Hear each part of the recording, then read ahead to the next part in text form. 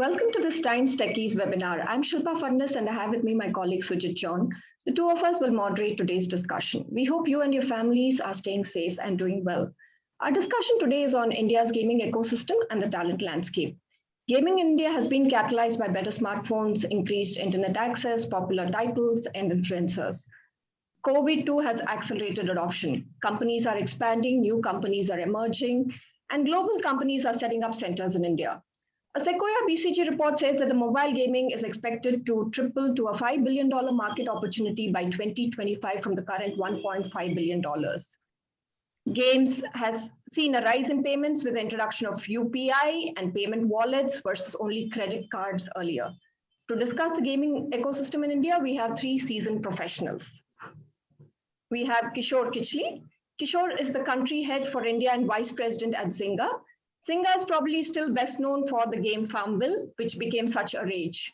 Kishore brings in over 25 years of experience working with Fortune 500 companies in mobile gaming, digital media, management consulting in the US, Europe, India, and China. Before joining Zynga, Kishore worked at Electronic Arts as Director of Product Management. Welcome, Kishore. Thank you. We have Rajan Navani, who's just joined us. Rajan, we're just starting the introduction. Thanks for joining. Rajan is the Vice Chairman and Managing Director of Jet Synthesis. Under his leadership, Jet Synthesis has built diversified business divisions spanning gaming, wellness, fintech, music, digital, and social entertainment, serving millions of users globally and 100 clients globally. Rajan is Chairman of CII's National Council on Future Businesses. He's the global board member of the US-India Business Council and is the first national president of the recently constituted Indian Digital Gaming Society. Welcome, Rajan. Thank you. Pleasure to be here. And we have with us Pradeep Gupta. Pradeep is head of marketing and growth at Gameberry Labs and one of its founding team members. Pradeep has been instrumental in driving the scale for two of Gameberry's iconic mobile games, Ludo Star and Parcheesi Star, to over 125 million downloads worldwide with over 6 million daily active players. Pradeep is an IIT Kharagpur alumnus. Prior to Gameberry Labs, he worked at Hike Messenger and Mu Sigma. Welcome, Pradeep. Thank you. Thank you. Those who are viewing this can send in questions through the Facebook comment box. Shilpa and I will put them to Kishore, Rajan, and Pradeep. Rajan, can I start with you? You are the president of this recently constituted Indian Digital Gaming Society. Give us an idea. The sense we get is gaming has begun to boom in India. Lot of startups, new ventures emerging. Give us an idea of what exactly has happened in the last couple of years. No, thanks.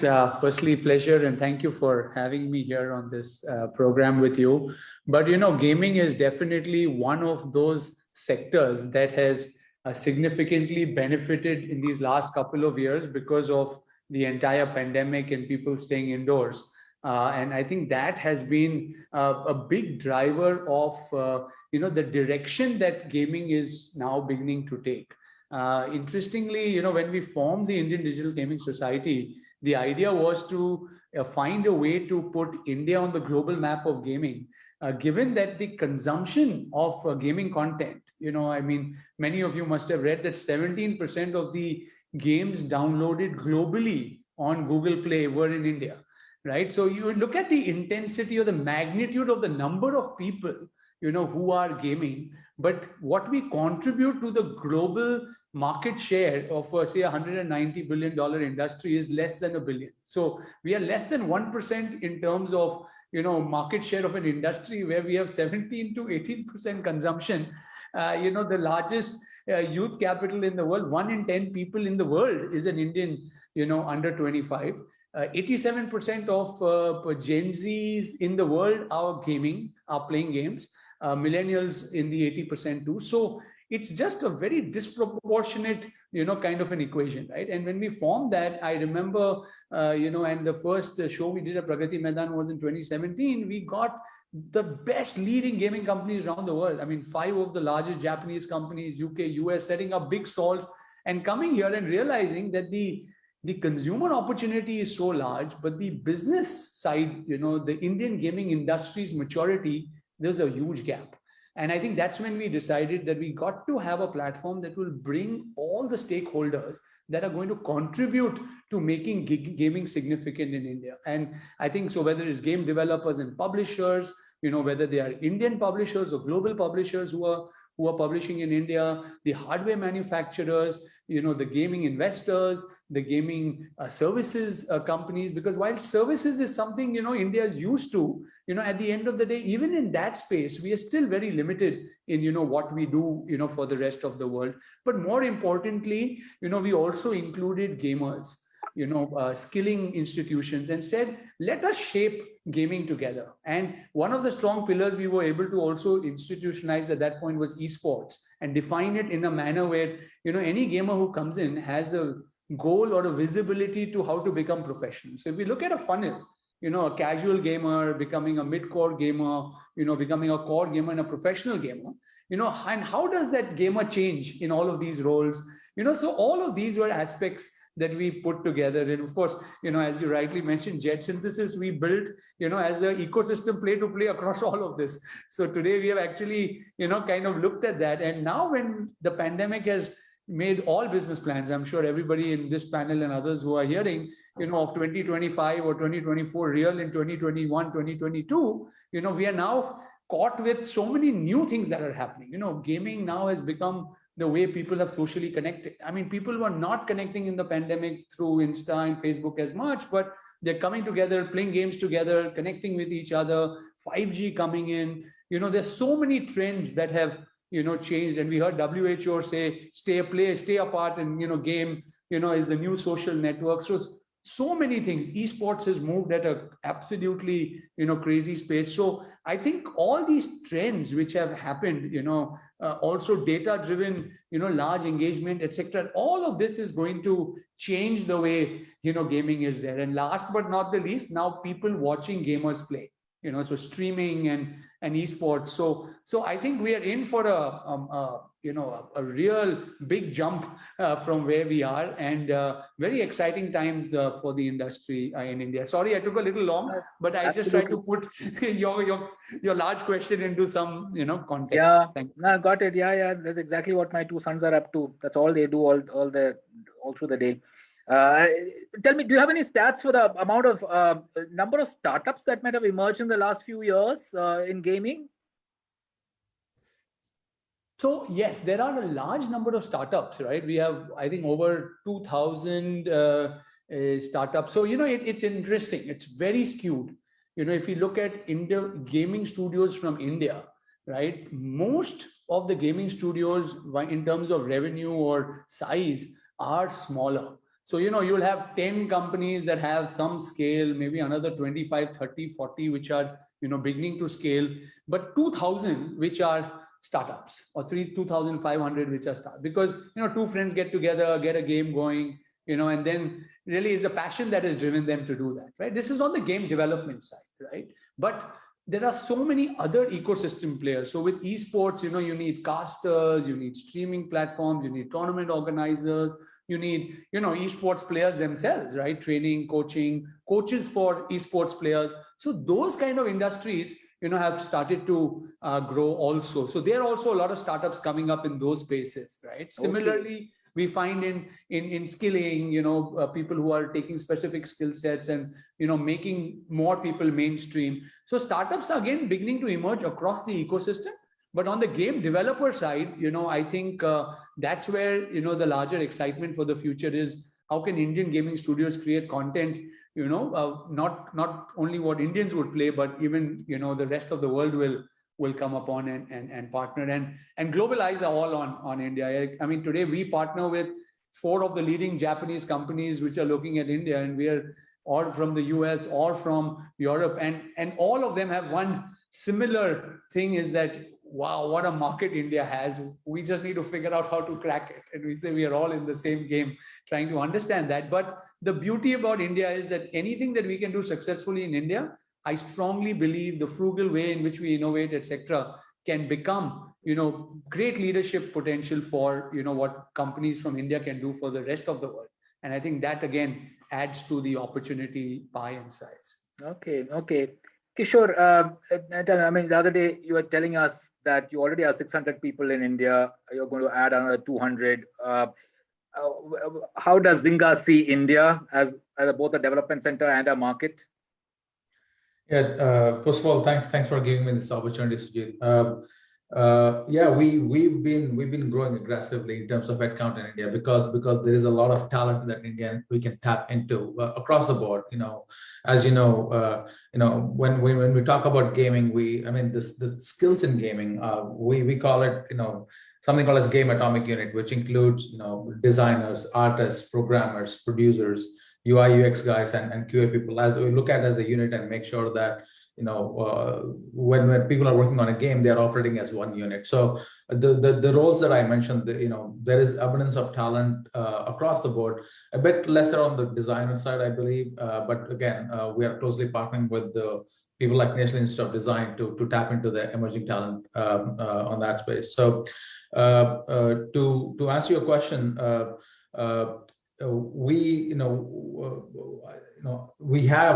right now, as of today, we are about 550-ish people with maybe about close to 50 to 70 or 100 recs open. So we'll continue to grow in the next year or two, and the growth is going to come across the board, across all the roles that I mentioned. And the primary objective is we believe, at least what I'm focused on is building games out of India. Right now, all the games that are being built out of India are for the global market, but just doubling down on that, wherein new content, new mechanics, new, like for example, hyper casual games. There are new things coming out of India can transform the opportunities within that India and outside, even including like countries like Southeast Asia, the whole geography that offers into a new potential market, because that's where the growth is. So you're saying that what we lack is in design, is it? It's not. I'm not saying we don't lack the talent in design. It's just the number of people that we have in design are not as many as, if you say, the number of programmers, because it's a niche talent, and it's hard to find talent. So what we've been doing is hiring people, training them, and just leveling them up across the board. So in a company like yours, in the whole development team, what proportion are programmers, what proportion are designers, and then what, you have some art people and all that, is it?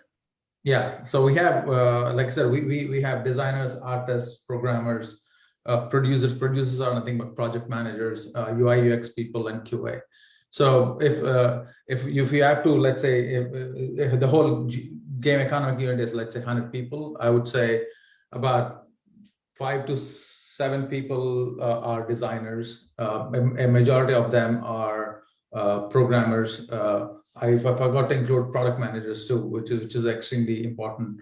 Product managers, at least about 10 to 10% of them are product managers, but majority is programmers.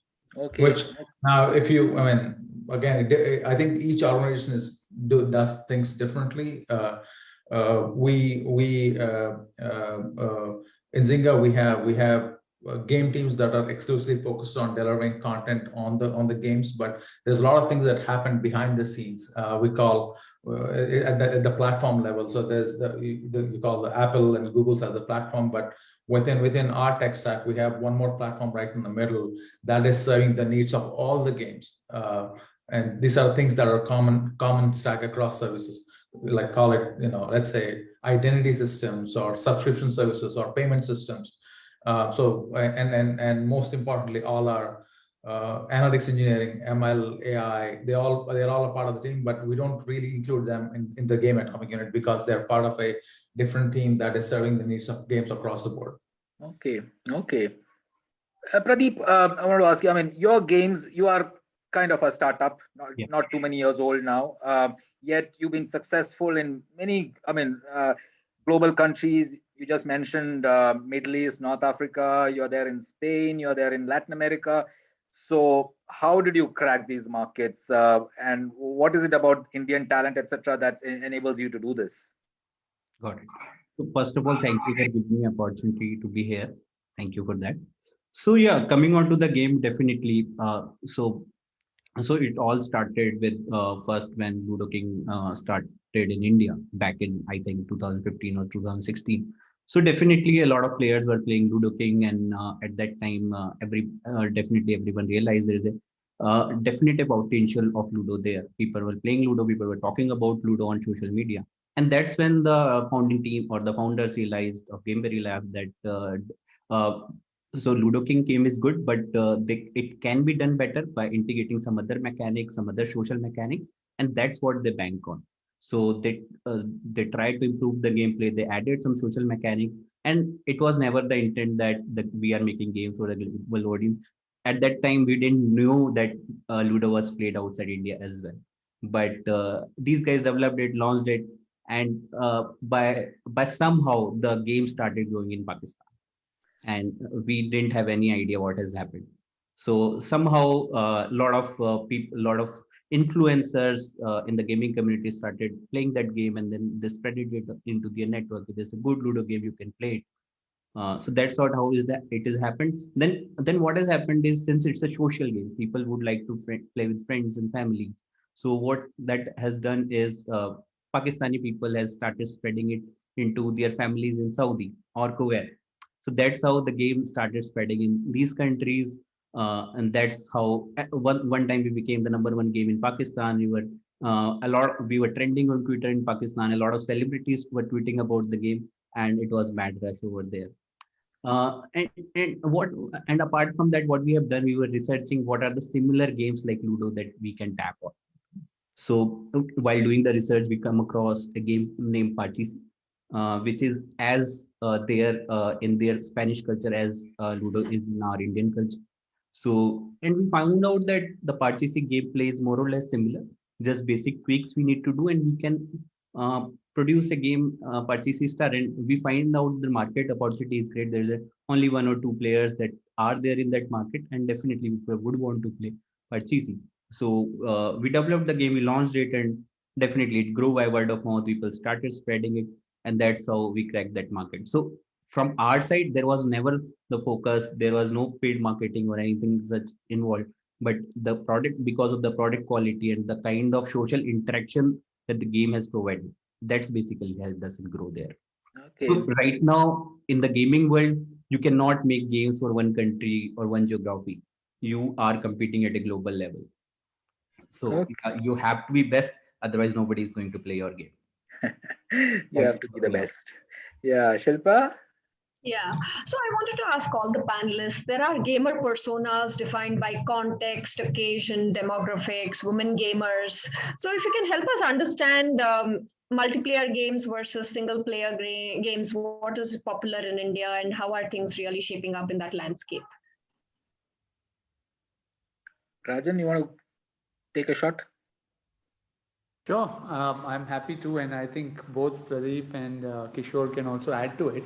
But the gaming persona is actually sitting at the core of any product that you make, right? It's like your end consumer is really going to dictate the future of your product. So I think again, the good part about gaming is that there are multiple genres, there are multiple kind of activities that you can do, like what you rightly said, the massive multiplayer online models where we see large number of teams co-op, which is what has taken a country like India as storm, the world at storm. But that are casual, like what Kishore was saying, hyper casual is becoming huge, and the personas are different, right? So we'll find a lot more women players playing more casual games, right? Whereas a game like cricket, which we kind of have a 62% global market share of through Real Cricket and Sachin Saga, or esports, right? Where I think we are number one in India. Not only did we start the largest company, which is today, but also we have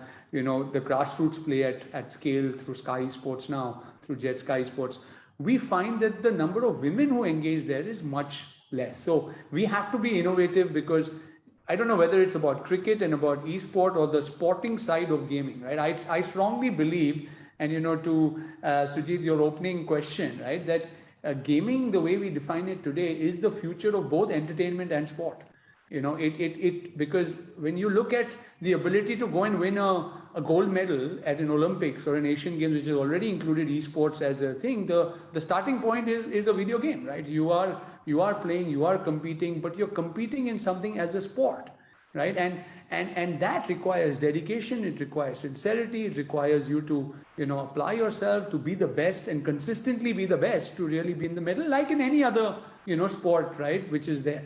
The training is different, everything is different. So I think there will be categories in the future that I believe, like any other sport, say you take shooting, I also wondered always, and I think many people used to say, how can shooting ever become a sport, and that too an Olympic sport? And probably the only individual gold medal we had won till recently for a country of India is shooting. If someone says shooting, you'll say, "Arey, you're killing someone," or But how did it become? But when you spend time with Abhinav, you understand the rigor, the amount of sacrifice that he had to make, the precision, the mind balance. You have to be, and the Olympic champion will always be better than the rest 98, 99% of the time, like in any other sport. So moment you compare gaming and e-sport to that world of sport, you will realize that the training and everything is exactly the same. What you need is the game base to be able to play that on. And today the world has some great games. There is no game out of India, that the world competes and plays on. And that's our, like as Jet says, that's our biggest aspiration. And cricket to the world, in the world of esports, and making that an Olympic sport. Maybe cricket as a game could never become, but that could become, right? And therefore the complexity that we have to have, but is up to us to define, right? And we are doing that. As a matter of fact, through the US IBC, as since you mentioned, we had a esport tournament between the US and India. And the deputy commerce secretary, he's a young Chris Hoff, he's 38 years old, from the White House, was the, inaugural, the speaker, the chief guest, and the American team won. And he said, oh, wow, finally, US can beat India in cricket. But it's the electronic version, because the skills required there are very different. Very different. Okay. Or what Sachin Tendulkar used to be that. And now Sachin is actually helping us define what should be the skill in a game like cricket if it were to become an esport. Because here's a global global sports champion translating that knowledge into esports, right? So we strongly believe that India can take a game like that to the world, and just the craze we have, for so many of the esports tournaments that, people compete for at the Asian Games can come out of India. So that is the future, right? Now our team constructs there, could be different. So we have actually a league where, Shilpa, to your question, your team has to have 1 woman and 2 male players to complete the team. Otherwise, you cannot compete in that championship, right? Now that is our way of getting more players to at least become professional sports, because once you get a role model, you'll find again large numbers of players, coming in to that sport and looking at it in that way. And there are some genres that I think automatically, just go well with certain age groups, certain age profiles, certain genders, and I think it's the beauty is there's so much learning, right? As Pradeep was saying, you do something for some reason and data shows you something else, and then you use that and build that, to create the next thing. I think that's the beauty of where this is, but nothing takes away that 3-point-some billion people in the world are gaming today. 400, 350 million, whatever number you take, are in India. The ability for us to therefore engage on something that people are themselves coming to, accelerated by the pandemic, enables us to define the future course. So I think these are all redundant questions, because everybody will be a gamer. That's my thing. So you want to add to that? Okay, Pradeep, you're saying something? Yeah, so I was saying everybody with a smartphone is a gamer. There is no. I'll tell you one incident. So that will give you a kind of like how popular gaming has become. So I was at Delhi airport, 4 o'clock at the night in the morning. And so there was a woman about 30, 35 years old. She had a kid in one hand, and from other hand, she was playing Coin Master. Coin Master is quite popular game in India. So the Coin Master game is very simple. You just tap on, and yeah, you get the rewards. So yeah, definitely. So if you are not saying she's a gamer, you are probably, I don't know what happening. So she is a gamer. Everybody who is playing, competing, and what Rajan has said, in esports and hardcore sports, that is also a gamer. So entire landscape is gamers, and definitely. So the people who are right now are casual, they will move to mid-core category, then they will go to hardcore category. So this kind of transitions keep on happening.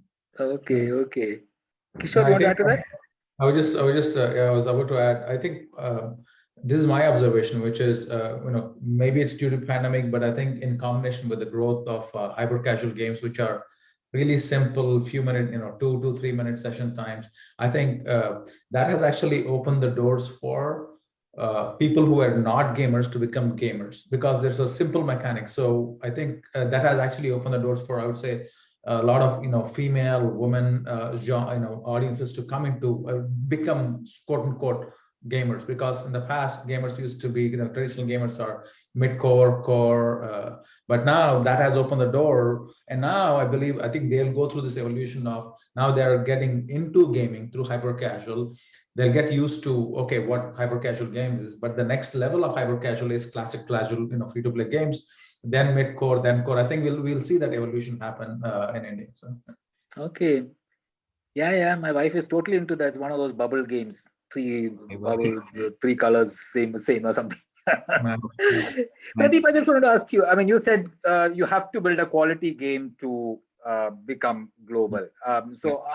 In terms of qualities, in terms of skills in India right now, I mean, it seems we have some really good talent. And where do we have? I mean, where are our real strengths? So real strength is, as Kishore also mentioned earlier, real strength is development, hardcore software development, game development, QA. If you talk about analytics, ML, and all this is our strength. Where we need to definitely improve on, where we have some talent, but we need to improve on, is the design talent, which Kishore talked about. So definitely there are good designers. When I say design, I'm talking about the people who are designing games, who are conceptualizing the games. Key person will do this action, and that's how the result will be there. Correct. So there is a lack of this talent, and the reason being, we as a industry, we don't have much experience in building games from scratch.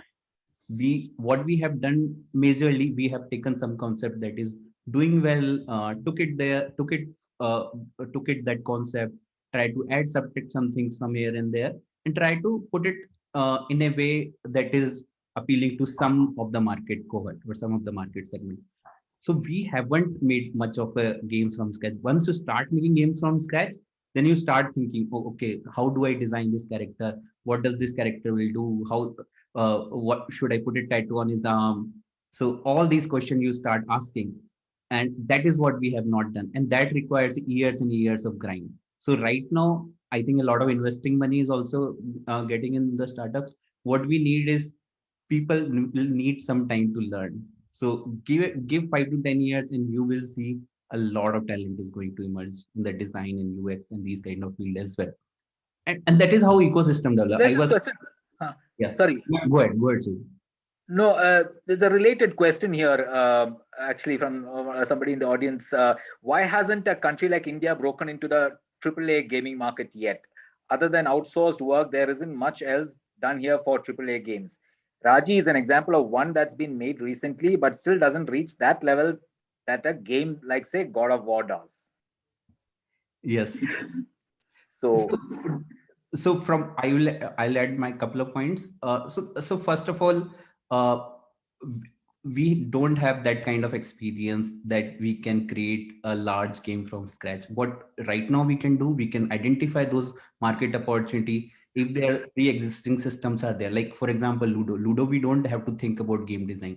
You already know what is the game, what is the design and everything. So you just take it, put your art, put your development, and you ship it. Correct. So for developing AAA games, you need to think about a lot of things which we are not there yet. But as since a ecosystem has improved, like recently we seen 2 exits in our Indian gaming startups, Moonfrog and Play Simple. So what it will enable is a lot of people from these organizations will start creating their own teams. And these guys will, since these guys now have money, so we'll take these shots. Let me give a 5-year time frame. I will create the game from scratch. So that's how these talents will develop, and then probably we will see a AAA games coming out of India. I just want to ask Kishore the same thing. Yeah, your conceptualization of new games, etc., doesn't happen in India, is it, Kishore, or is it beginning to happen as well? Not really, Pradeep. We kick-started that a year and a half ago with the objective that we need to start small. So we have a couple of games that are being actively tested right now, and they are in the, I call it the hybrid casual. In other words, there's a genre between hyper and casual. It's called hybrid.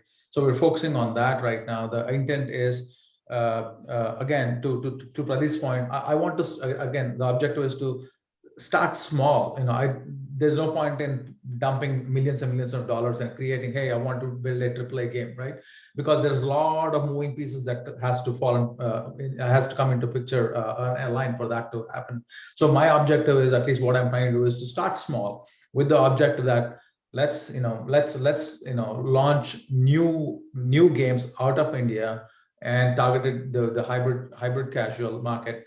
And if it all goes well, these hybrid casual games will become casual games, which will then open the doors for us to do bigger things. But to Pradeep's point, I would say, even I think a lot of startups, I may be wrong, but at least the startups that I'm aware of, I don't think they're focusing on AAA games. They're all focused on, I would say, casual, hyper casual games. It just requires a different sort of talent to build, classic AAA console games, in my view. So that's still I would say brewing in India right now, and maybe in 5 to 10 years time frame you will see that. Yeah. Okay, it just comes from experience, is it, of building games? Okay. I might add to that, Sujit. I think it's more, while talent is exceedingly important, it's just the sheer investment. AAA games are built with significant investments, right? If you go and look at all the titles around the world, it takes a long gestation. It's a big bet. For an industry in India, which is still, as I said, such a small part of the global industry, there is not enough investment going into Indian companies, Indian studios to be able to build that. Like what we are investing is in tens of millions of dollars, but there is hundreds of millions of dollars that are required when you really want to create a good AAA game, right? So we are good at servicing it. So instead, I feel there is a good amount of talent readiness, in our country, and of course it's growing, right? And see, today talent in a digital world, you can, like, what Kishore is doing, Zynga is doing, they can have 600 people in India, they can have, hundreds of people elsewhere. We as a company, what we are doing, we've got people in East Europe, we've got people in, US, Europe, Japan, different markets where we would tap into talent, right? Because that's the way I think Indian companies can go and create, global things where the product-led kind of thought process, has to shift. I mean, let's take even IT services. We are strong as a country in culture, with that little safety net, security of that. But all of this is changing rapidly, right? As I said, and therein lies that opportunity, and I think it's just a matter of time before, both the talent as well as the investments needed to make such large games, real out of India, are kind of waiting to happen. And investments, where do you think where do these come from typically, Rajan? Do VCs, PEs and all play a big role in this as well? So VCs, PEs, of course, play a very large role, but again, when anybody is looking at an India market, or, they look at the India kind of ability to create products, right?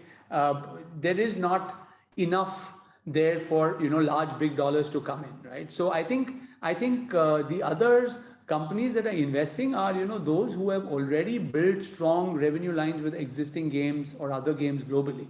And there is already a large, big lead, right? So for a company that has created a great AAA title, the ability to then invest, because gaming is an entertainment product. It's a hit or miss, right? When the hit becomes hit, it becomes super hit. I mean, we know the second largest, gaming IPO in the country of Korea was a gaming company who derives 97% of its revenues from one game, right? I mean, it's unbelievable how a good, successful game or AAA or however you want to name it can create in terms of value, right? So I think it's Indian companies, once you're able to create those kinds of, value, whether and like Pradeep said, or even Kishore saying, they don't necessarily have to come only from Indian audiences, but from global audiences. Then you'll see, these games coming out from India, as somebody rightly pointed out, the ability to take risks, because there will be comfort that, India is able to deliver, and create that kind of value in a global context. And I think that's still a few years away, but, I know companies are now beginning to attempt that. Yeah, I know that one game can make all the difference. I mean, like Kishore still has Farmville on his screen. What a game that was. Brought Zynga to global light. Yeah, Shilpa? Yeah, we have this question from Swati Shetty. While India is big in mobile gaming, can console gaming expand in India too? What are the hurdles? So I can add a little bit because, at the Indian Digital Gaming Society, we have the key guys, right? Whether it's PlayStation, Sony's Prasanji, or even Xbox. And the thing is simple, right? The console gaming's challenge is that you have to buy a piece of hardware, to play the game. And what has happened with smartphones. We lost Rajan there, is it? Rajan, we lost you briefly. Okay, is this okay? Yeah, it's fine now. Yeah. No, what I was saying is that, ultimately, for a console, you need to have an investment into a piece of hardware, right? And that has actually been one big reason why India never caught up. But with a smartphone in your hand and a game being able to, download free, or the freemium, way of playing games has completely changed the market. So not only do you need a console, you need to pay for a game, you need to have a limited inventory, and there was that era, right? So I think India has leapfrogged that, if you ask me.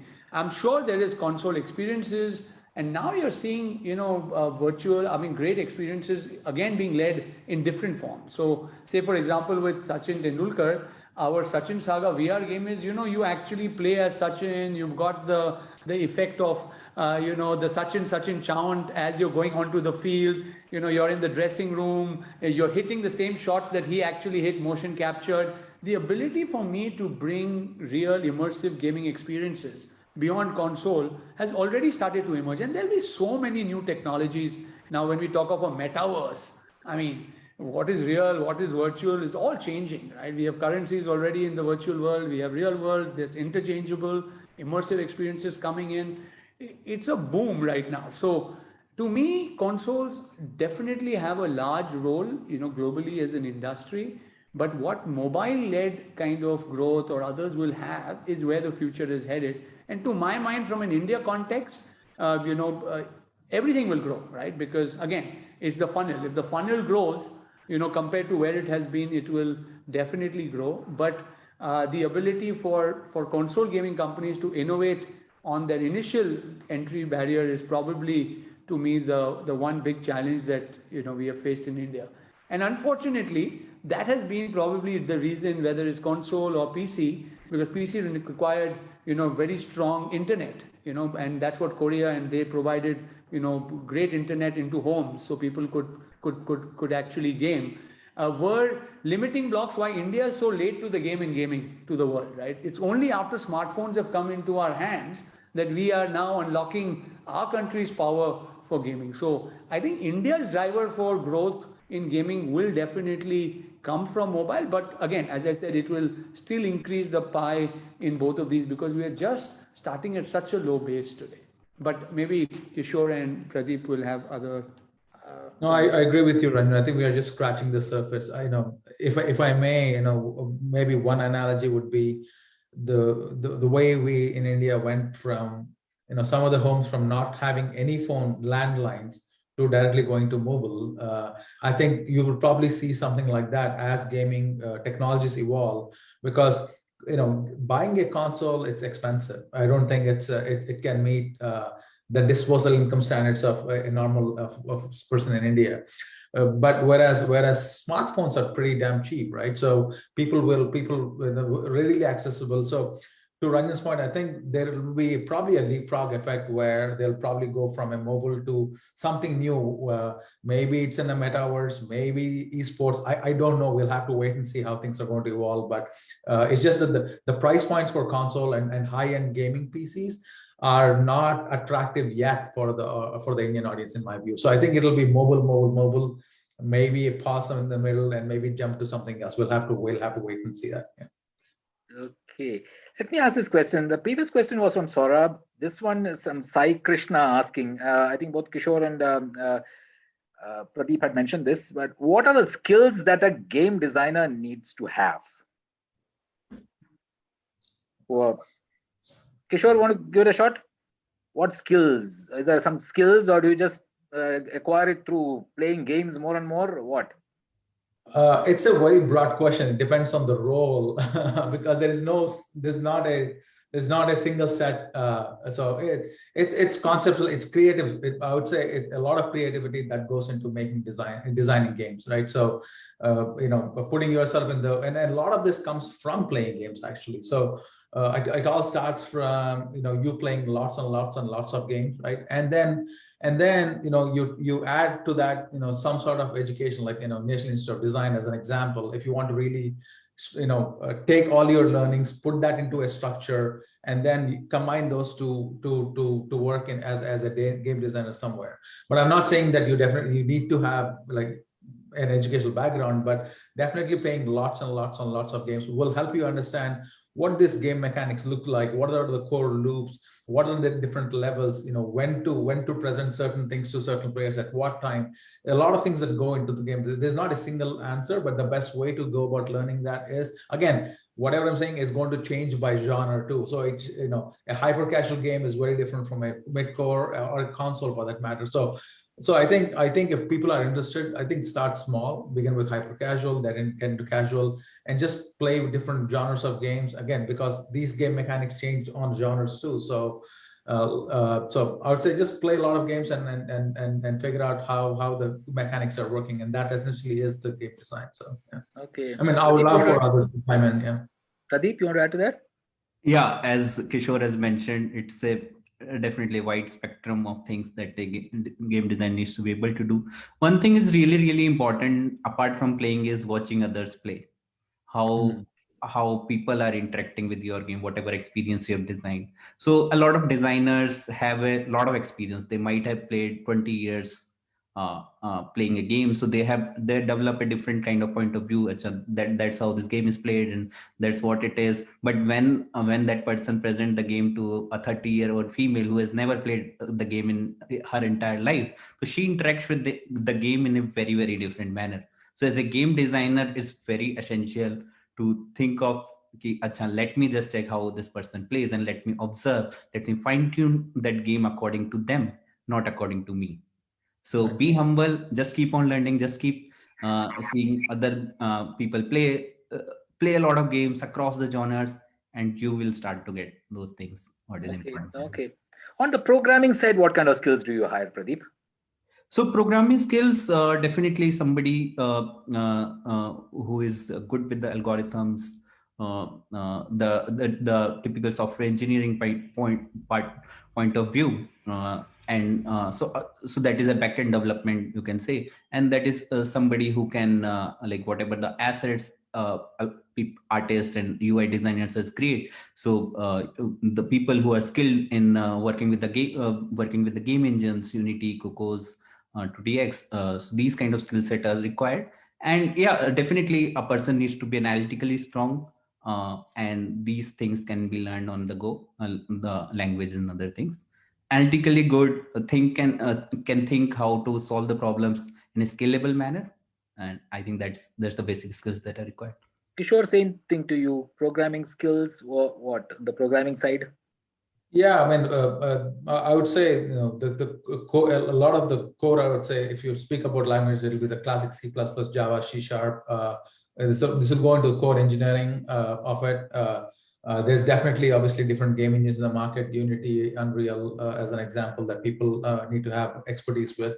And to what Pradeep said, there's a lot of back-end work that goes behind the scenes on analytic engineering side of things that include working with data, and there are at least from a Zynga standpoint, we heavily use cloud as well. So cloud engineers. So it's a spectrum is huge, all the way from classic software engineer doing learning with having expertise in classic programming languages to all the way to specific niche areas such as analytics engineering or cloud for that matter. So okay. Shilpa? Yeah, we have this question from Siddharth Sonamane. This is to Rajan. When is Real Cricket 21 coming out? That's your game, Rajan.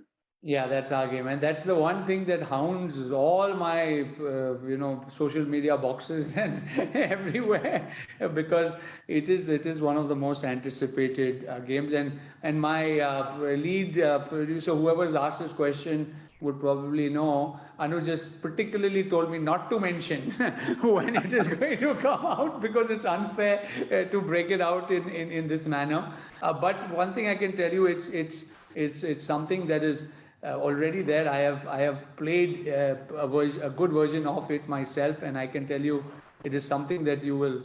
I mean, has never been done before. Coming out of at least a country like India, and we are truly excited. But the wait is not too long. It's a matter of a few weeks at best.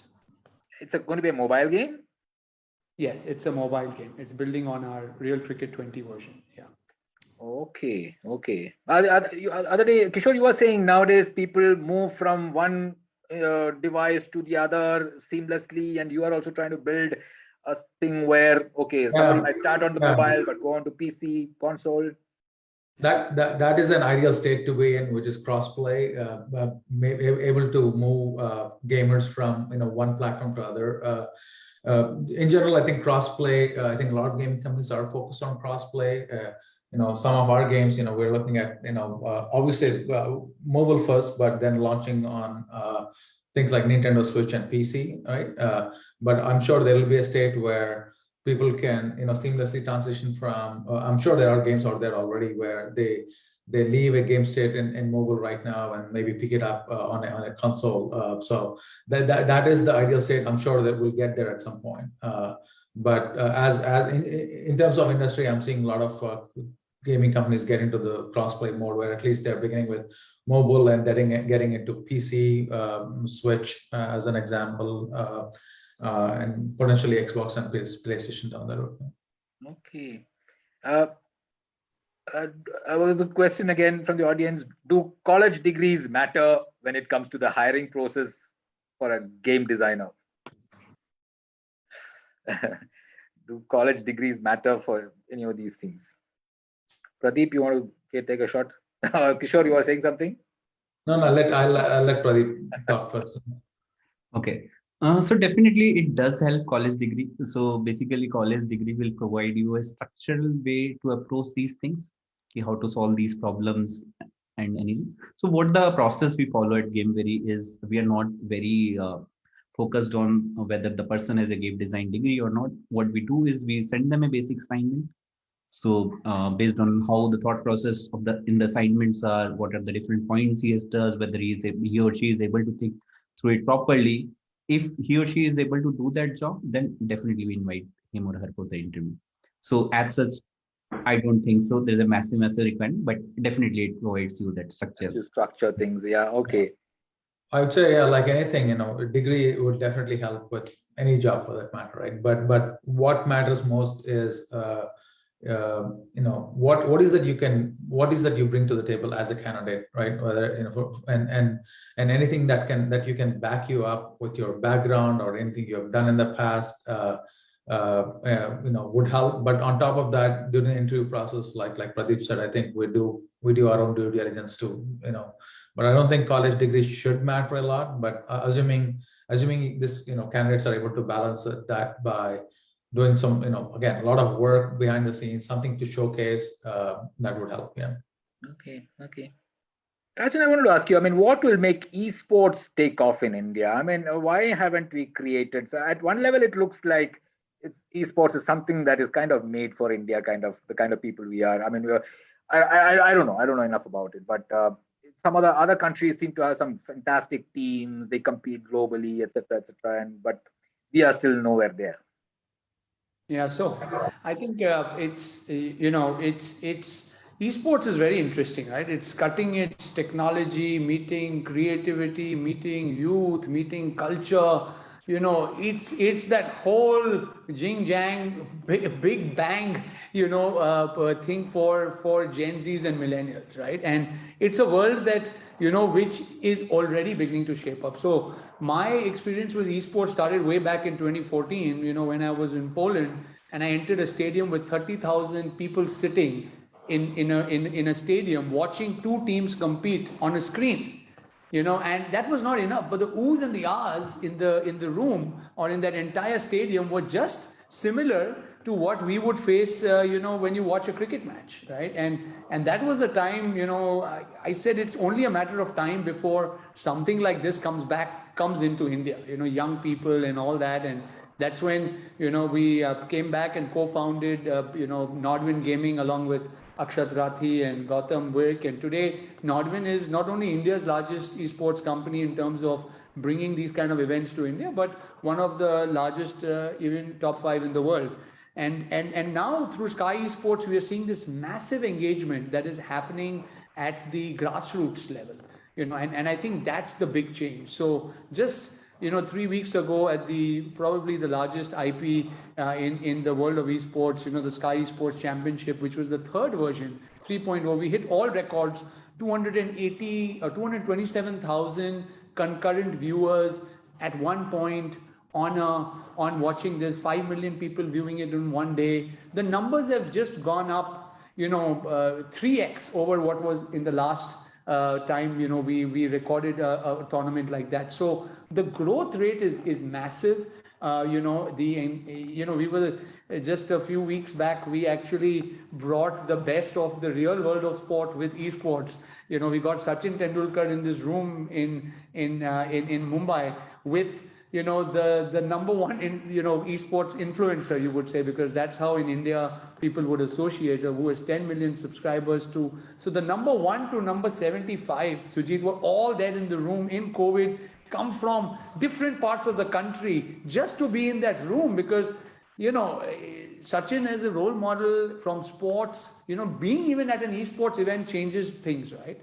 And Sachin very rightly said, this is the only time I could get Arjun, his son, to be proud of coming into an event, being at an event before I could be there, because, it's his generation. These are his friends, and, it's a different world, right? When you look at esports. So I think we might feel that the world is not as large or whatever, but if you go down to, as I said, to the Gen Zs, the millennial, this is happening for real in India.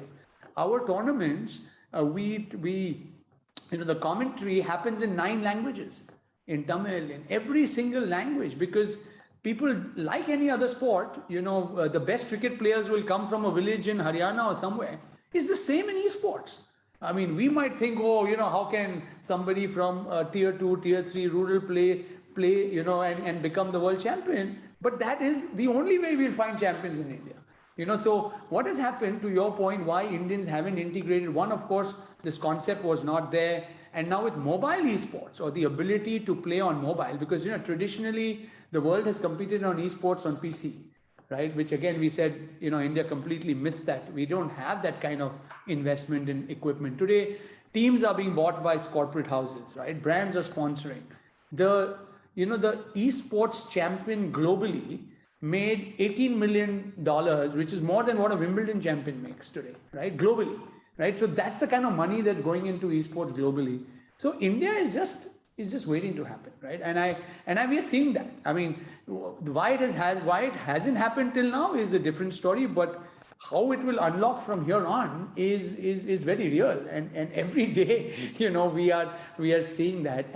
And so that's on how you create champions and players. And then, of course, as I mentioned, the game that, Shilpa raised a question on is our version of what we believe, will be esportable truly at a world stage, right?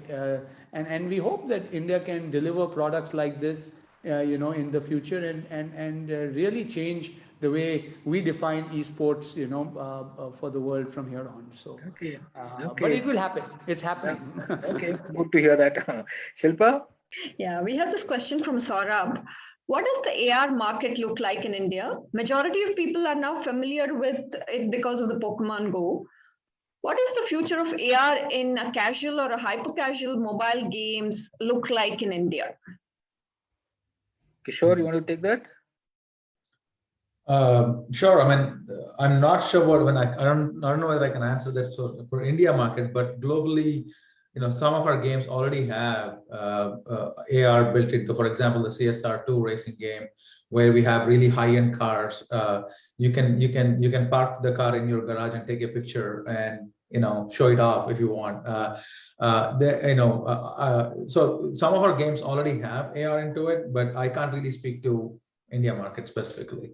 Do we have skills in India for building those kinds of games? Yeah, so the primary skill is on the engineering side, but at least the dev aspects of it, yes, the skills are there in India for sure. Okay, Pradeep, you want to add to that? No, I completely agree. Skills are there. It's definitely what kind of concept we want to try. So essentially, I have seen a couple of games in AR genre, but yeah, definitely a lot more different experience will come in future. I don't know whether there could be a AR specific game as such, but the way it's going to emerge is you are going to have classic, casual games which will have embedded AR experience in it, and the way we have in CSR as an example. So that's a trend that I think I'm going to see. I may be wrong. I'd like to hear from other panelists here as well. So. No, I endorse that, Kishore. I think AR elements in a game is something that adds to the value of the game, and I see also that happening in some of our games. We've experimented with some of these things, but typically we see AR, VR, mixed reality, immersive experiences, combining the physical or the real world as we see it and the virtual world in this new metaverse. You see with Facebook changing its name. I mean, the metaverse is real, right? I think today, where are people spending time? So this is again going to happen a lot. Skill sets are available. As Pradeep rightly said, you got to get the USP right. You got to get adoption right. Pokemon was a very strong, good, great IP, that people could relate to, right? And it was a very easy, simple concept, that linked the real world, to the digital world. It also had its early mover advantage. But there are many games that are, I know are in development around the world, which are, using these different experiences to give to gamers. And I think, to our earlier point, I think all of this will add new types of gamers, into this universe of gaming, so be it women centric. Now think of an AR world when it comes to fashion and it comes to different aspects. So we're seeing that happen, right? Imagine you can, look at yourself in different shapes and forms, bring real world, makeup and so there are tons of things that are happening, and just one technology shift like that will add, new sets of gamers, right? I think AR, VR, AI has always been part of gaming, So the beauty for all, probably 3 or 4 of us who are sitting here, artificial intelligence, as you talk of today, is inbuilt in gaming as a capability, because I'm always predicting what the gamer is going to do, and I have to be able to respond to that or create that, right? So blockchain is another very powerful technology that has come in. So, when you talk of future trends, right, I think these technologies will not only shape gaming, but it will shape gamification. And gamification is now moving beyond games, right? So every part, you look at healthcare, you look at anything, gamification, education, gamification is getting in there. So technology, right kind of content, and the ability to move between virtual and real worlds is actually the driving force for a lot of new innovation. It's about, how does one go about creating that? That's the only thing pending. Okay. Yeah. Since Rajan brought up, I know we are almost out of time. Rajan brought up AI. Kishore and Pradeep, where are you using AI in your games? I mean, to Rajan's point, AI has been in gaming for the last 30 plus years, or since the gaming has been around, in my view. So Okay. it's it's actively, I mean, machine learning, they're all used to predict stuff. We, at least in Zynga, we are a heavily, a company that leverages data on a critical basis, right? So without getting into the details, so I would just want to leave with saying that we use, I don't want to get into the machine AI aspects of it. I just want to say that we use a hardcore data analytics, which is inclusive of machine learning and all of that into our games, especially on the analytics side of things. So I'll just leave it there. I'll let Pradeep come in. Yeah. Yeah. So as Kishore mentioned, there are a lot of small parts of the game, whether it is core gameplay, whether the side features, AI, machine learning, analytics is heavily used. So just to give one small example from our side, let you show your friend list inside the game. These are the friends you can invite. But as a game, you need to predict that if I play with this person, then my engagement would be higher. So as a game developer, I will sort that list accordingly. So that's the one small piece. I can say that. But yeah, it's ingrained. It's each and every part of the game. Okay, okay. So we are out of time, 7-1 here in India. For the viewers, Kishore is in the US and it's some 5 o'clock for him in the morning. Thanks so much, Kishore, for being with us at this time. And final words from each of you. Rajan, your message to youngsters who want to join this industry, what would that be? This is the best place where you can combine your passion with your source of livelihood.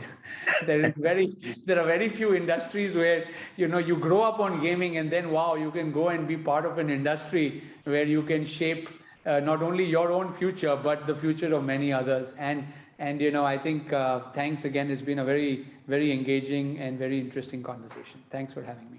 Thanks, Rajendra. Pradeep.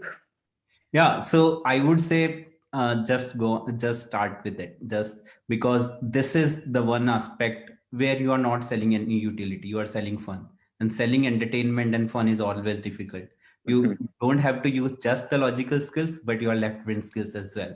So if you want to grow yourself, you want to work on one of the challenge, like most interesting challenging problem, so this is the space where you should be in. Kishore. I would say, just there's exciting time for gaming and gamers in India and people to get into the industry. I would say, to put it simple, just imagine, putting excitement and in some cases smile on people's faces when they're playing a game, and which means a lot. And it's not easy to do that, right? So just imagine that and feel what would it mean for you as individuals to make that happen, and the happiness you will get by doing so. I'd say, as long as you're putting that smile on people's face through games, it's a big thing. So again, it's a form of entertainment. Exciting times for everyone. Yeah. Okay, thanks. Thank you so much. Very engaging discussion, very happening area, and of course, like all of you said, very exciting area as well. You can combine your passion with your livelihood here. Thanks, Rajan. Thanks, Kishore. Thanks, Pradeep, for being with us. Hope to see you again some other time. Bye-bye. So much. Thank you. Bye. Thank you. Thank you. Bye. Bye. Bye.